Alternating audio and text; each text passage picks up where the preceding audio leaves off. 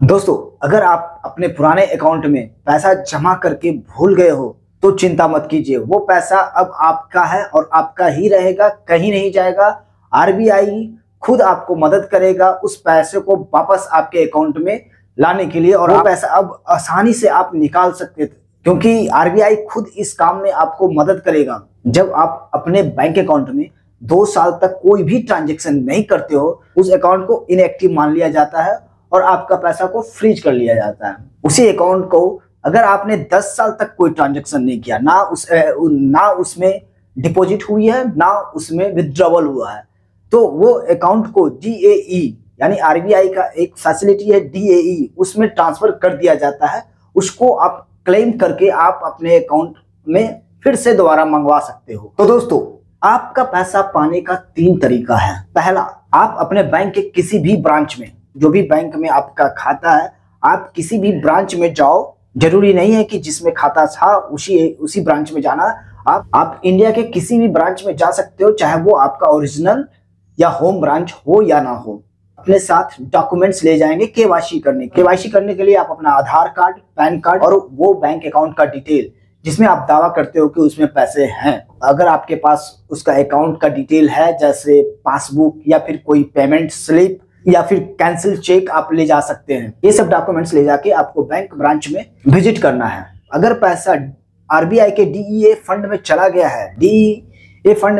है, तो आपको एक फॉर्म भरा के, आपको एक फॉर्म फिलअप करके वो अकाउंट में पैसा दोबारा लाया जा सकता है। तो डीईए फंड क्या है दोस्तों? डीईए फंड ये होता है कि अगर आपने 10 साल तक कोई भी ट्रांजेक्शन बैंक में नहीं किया है, ना कोई डिपॉजिट हुई है ना कोई विथड्रॉवल हुआ है, 10 साल तक अगर आपने उस अकाउंट में कोई भी ट्रांजैक्शन नहीं किया है, उस बैंक में 10 साल से कोई भी ट्रांजैक्शन नहीं हुआ है, तो उसका पैसा बैंक वाला डीईए फंड, आरबीआई का डीईए फंड में ट्रांसफर कर देता है।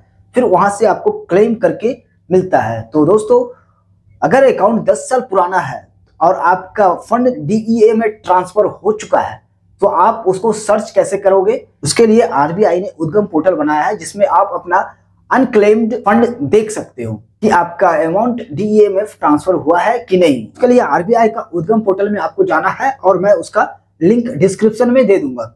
तो उसके लिए क्रोम में हमें उद्गम लिखना पड़ेगा और सबसे पहला जो वेबसाइट आएगा उद्गम, उस पर क्लिक करना है। जैसे आप क्लिक करोगे आपके पास कुछ ऐसा इंटरफेस आएगा।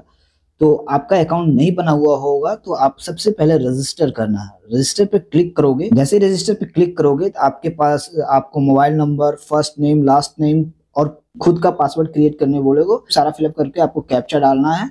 उसके बाद दोनों टर्म्स एंड कंडीशन को एक्सेप्ट कर लेना है। उसके बाद आपको नेक्स्ट कर देना है। जैसे ही नेक्स्ट करोगे आपको ओटीपी आएगी और वो ओटीपी से डालने के बाद आपका अकाउंट जो है रजिस्टर हो जाएगा। अब यहाँ पे हम लॉग इन करेंगे।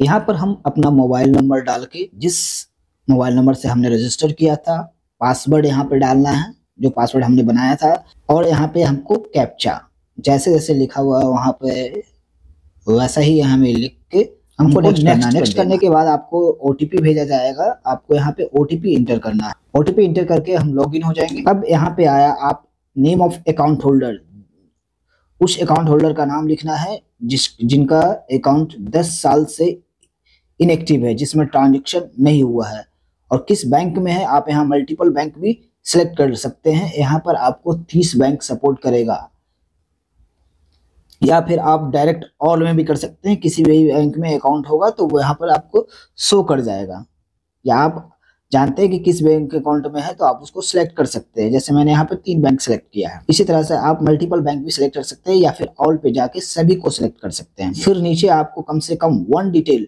यानी एक डिटेल आपको देना ही पड़ेगा। चाहे आप पैन कार्ड का दे दो, वोटर आईडी कार्ड का दे दो, ड्राइविंग लाइसेंस का दे दो, पासपोर्ट का दे दो, या फिर आप अपना डेट ऑफ बर्थ यानी या फिर आप अकाउंट होल्डर का डेट ऑफ बर्थ भी डाल सकते हो।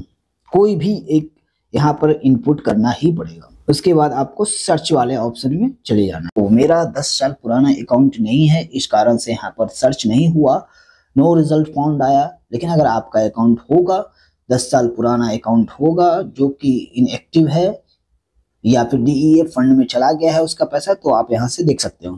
तो दोस्तों, इस तरह से आप अपना अनक्लेम्ड अमाउंट, अनक्लेम्ड फंड को सर्च कर सकते हो। अगर इसमें आपका नाम शो हो गया तो 100% गारंटी है कि आपका पैसा मिल जाएगा। तो दोस्तों अगर आपका अकाउंट 10 साल पुराना हो गया फिर भी आपको यहाँ पे शो नहीं कर रहा है और उसमें पैसे भी है, तो आरबीआई ने एक शिविर यानी एक कैंपेन किया है अक्टूबर से लेकर दिसंबर 2025 तक। हर शहर के हर डिस्ट्रिक्ट में ये कैंपेन लगेगा जहां आप अपना अनक्लेम अमाउंट को, अनक्लेम फंड को आप क्लेम कर सकते हो। जाकर शहर के हर डिस्ट्रिक्ट में ये कैंपेन चलाया जाएगा जिसे आप जाकर इस अमाउंट को क्लेम कर सकते हो।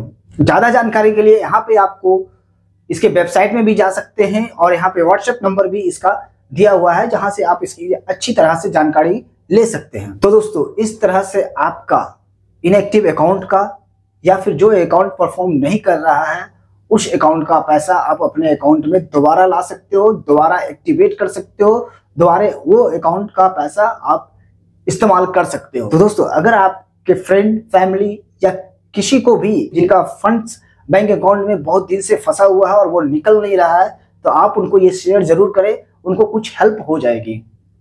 तो दोस्तों वीडियो अच्छी लगी हो तो लाइक कर दे। इसी तरह से मैं नया जानकारी लाता रहता हूं। मिलते हैं फिर अगली वीडियो में, तब तक के लिए जय हिंद।